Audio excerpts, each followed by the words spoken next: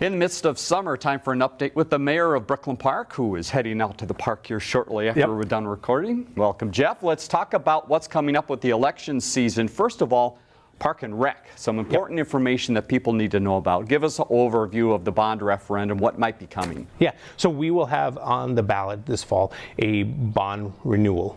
We've had one for the last 20 years now. It's expiring. We're going to ask the public to invest again in parks.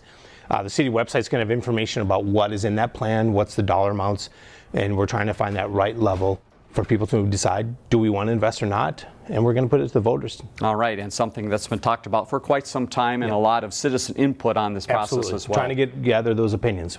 And it is an election year in the city of Brooklyn Park, so again, mayor's race, a couple council's races, so again, go to the city's website to find all the latest information there.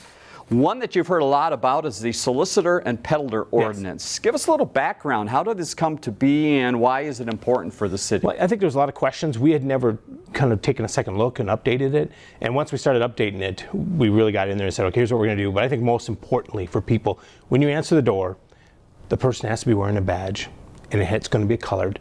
And if they're not wearing it, they're not licensed with the city. And that way you can at least know they've had a background check and that the city's knows they're out there. So at a glance, residents can know if someone's legit. And there's quite a range of those that can come to people's doors over these days. Are they selling products, or are they just selling a service? Does this cover all of that? Yes. Okay. It's going to be unified. So. All right, so go to the city's website to find the particular information about that.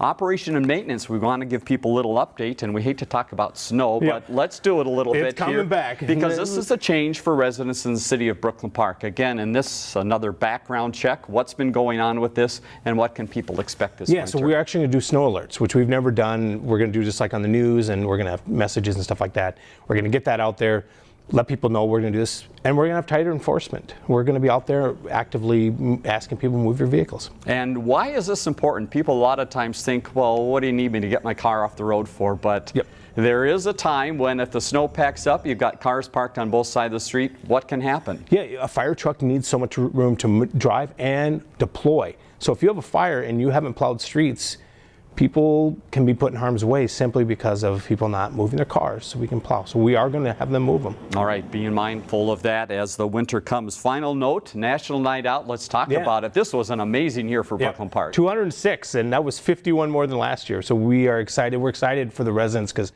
National Night Out is a way for them to take back their city. And how about for you that night? What was it like for a mayor? You got to a few parties and maybe saw a few people around town. And lots of questions. So the things we've been talking about are people have been asking questions, people are engaging, and people just like to have a good time, meet your neighbors. So a good time for the mayor to get out and talk to people, the council members as well, and some of those fire trucks and police cars are pretty neat to see as well. Mayor Lundy, thanks again for your time. We'll talk to you again soon. Have a great rest of the summer. You too.